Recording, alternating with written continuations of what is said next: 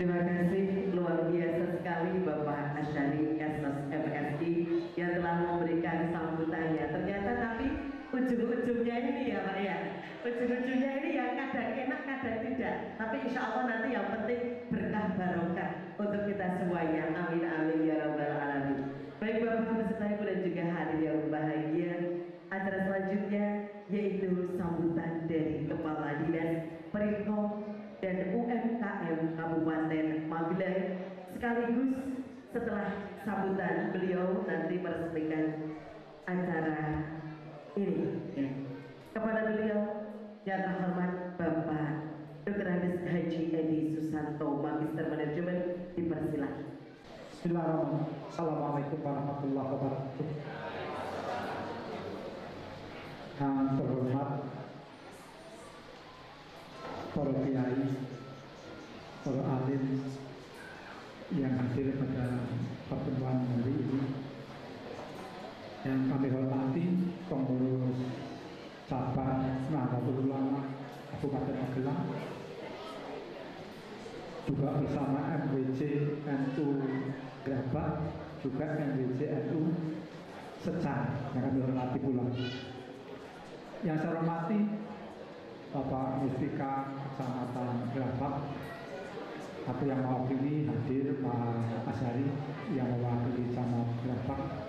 Yang saya hormati Pak Kapolsek, juga Pak Dan Ramil yang mungkin belum hadir.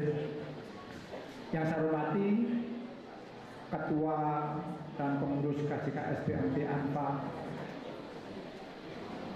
Secang, betul, sebetulnya Kecamatan Magelang di Secang ya. Dan yang saya hormati jajaran pengelola KJKS BMT ANFA serta para undangan yang berbahagia yang tidak bisa saya sebutkan satu persatu. Pertama-tama marilah kita panjatkan bersyukur kepada Allah Subhanahu wa taala. Alhamdulillah akhirnya kita digerakkan oleh Allah untuk hadir dalam pertemuan hari ini yang insya Allah dibimbing oleh Allah, karena kita mempunyai tugas mulia untuk melayani dan membesarkan masyarakat Kabupaten Magelang, khususnya di Kecamatan Grabak. Bapak Ibu yang kami hormati, yang pertama saya ingin mengucapkan selamat dulu kepada KJKS BMT ANFA yang telah berketetapan hati untuk membuka cabang di Kecamatan Grabak. Ini sebuah keberanian sekaligus prestasi. Saya mengatakan sebuah keberanian karena kalau kita lihat, kita cermati bank berapa yang sudah masuk ke Kecamatan Grabak ini. BPR ya Pak Kades, mohon maaf ada yang ketinggalan. Yang saya hormati Bapak Kepala Desa Grabak, Pak Edi, ini kawan kita pengrajin yang cukup berhasil dan cukup bisa mensejahterakan atau karyawannya paling tidak, dan ini bisa mengangkat ekonomi kita. Terima kasih Pak Edi, dan mohon maaf yang berupa berapa bank yang sudah masuk. Ada beberapa BMT juga masuk, kemudian BPR masuk, tapi BMT ANFA masuk juga. Ini sebuah keberanian. Artinya pada satu sisi BMT ANFA ini juga melihat bahwa ada peluang untuk bisa berpartisipasi menggerakkan ekonomi di Kecamatan Grabak. Keberanian. Ketika BMT ini melihat peluang kemudian berani dalam tanda petik bertarung di situ, kalau tanpa keberanian pasti tidak akan berani. Dan prestasi. Mengapa prestasi? Karena dengan keanggotaan yang sudah ada, kemudian menyalurkan dana yang ada untuk sektor mikro, ini prestasi dalam rangka menggerakkan ekonomi masyarakat di Kecamatan Grabak khususnya. Ini luar biasa, dan saya memberikan penghargaan kepada Pak Taksin bersama jajarannya yang mengambil keputusan berani dan bagus. Melihat betapa banyak bank yang masuk, kemudian BRT masuk, kemudian DPR masuk, ini mengisyaratkan bahwa kegiatan ekonomi di Drabak juga cukup baik, menggiurkan. Penyedia dana ingin berpartisipasi sebanyak-banyaknya kecamatan Drabak ini. Ini tentu akan menjadi kajian para pelaku perbankan, baik yang pusat non bank, yang bank maupun yang non bank, termasuk di dalamnya koperasi. Ini menarik untuk kita, dan tentu dinas juga mencoba melakukan analisis berapa ini peluang pergerakan ekonomi di Kecamatan Drabak. Dan atas nama pemerintah tentu kami mengucapkan terima kasih kepada BMT, karena dengan hadirnya BMT maka kesempatan masyarakat di Kecamatan Drabak untuk akses dana permodalan usaha mikro kecil menjadi lebih terbuka dengan cara menjadi anggota BMT ANFA ini. Ini kami terima kasih. Tanpa dukungan dan partisipasi dan kerjasama yang baik dengan lembaga-lembaga keuangan baik bank maupun non bank, pemerintah tentu menjadi tidak terlampau kuat tanpa kerjasama yang baik, sehingga kami memberikan penghargaan dan mengapresiasi keberanian dan prestasi yang telah diperoleh oleh JKS BMT ANFA ini. Dan gedungnya megah. Saya bayangkan gedung cabang begini megahnya, kantor pusatnya kaya apa coba? Iya kan gitu, kantor cabangnya begini, kantor pusatnya kaya apa?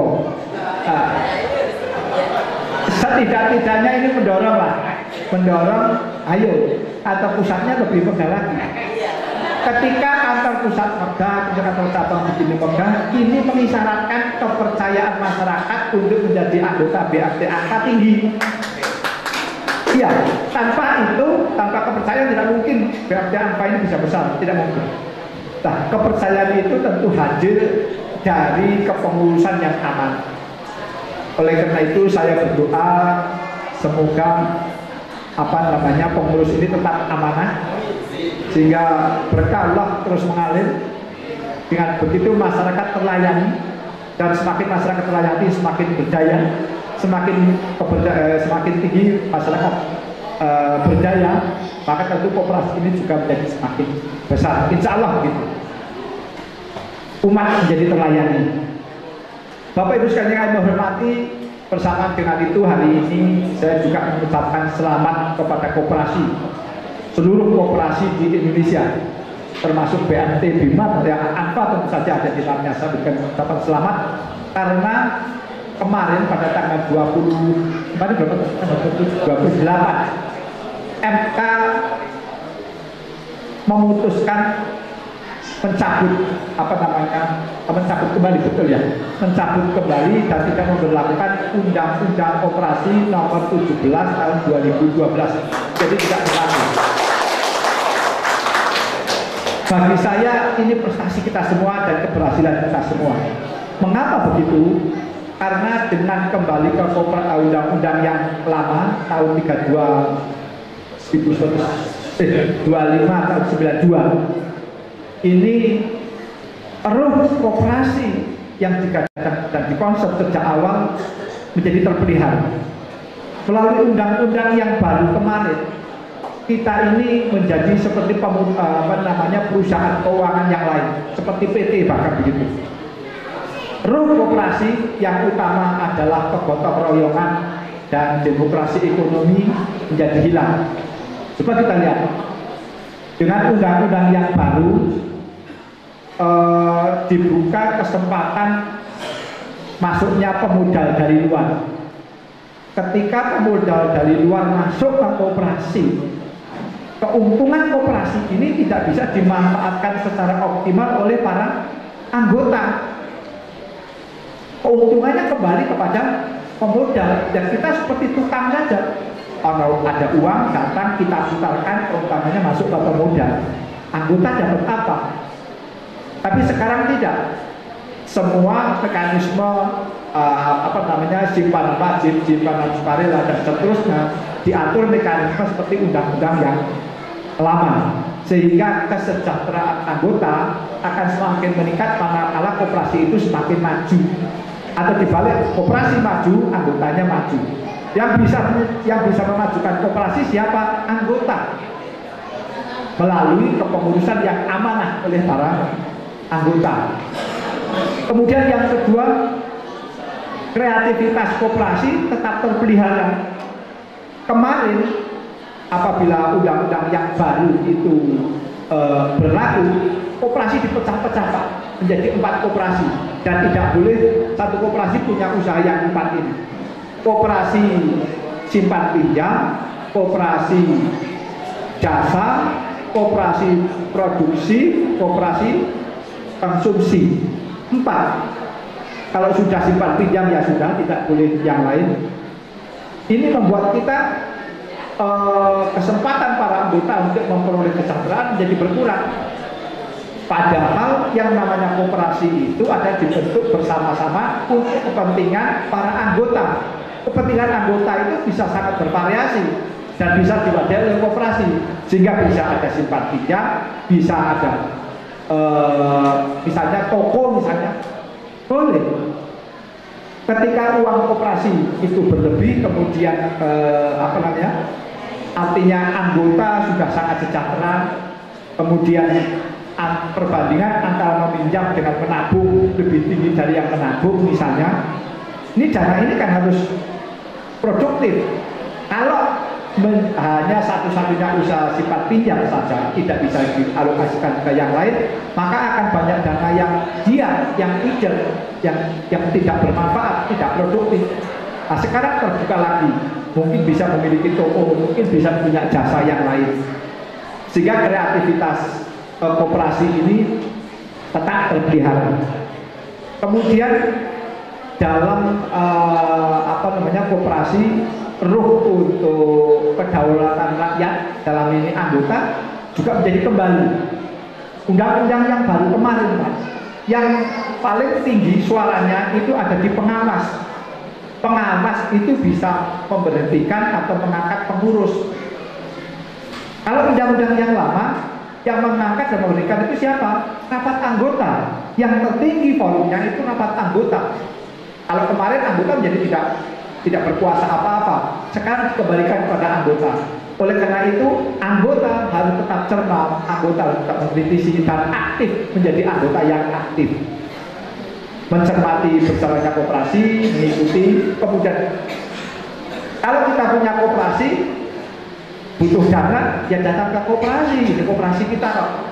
Sebaliknya, kalau kita punya uang lebih atau menyimpan untuk permodalan, nyimpannya di mana? Ya di koperasi. Jika koperasi kita akan lebih besar.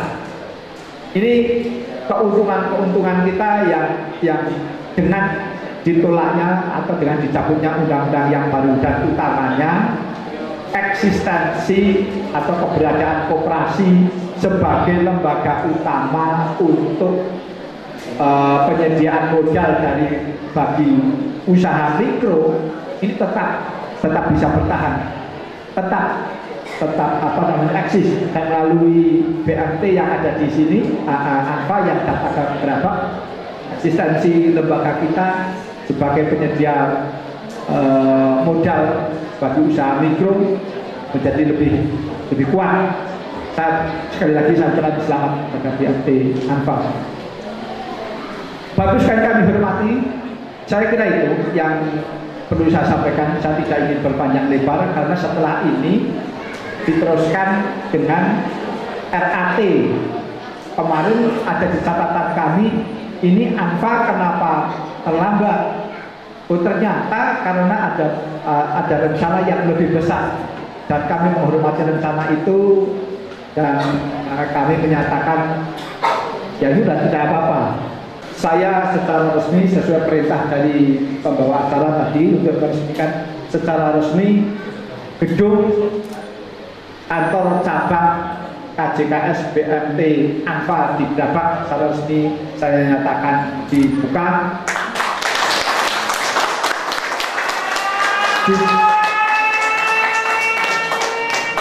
Juga secara resmi saya menyatakan resmi dibuka untuk RAT pada hari ini. Bismillahirrahmanirrahim. Semoga bermanfaat. Saya akhiri.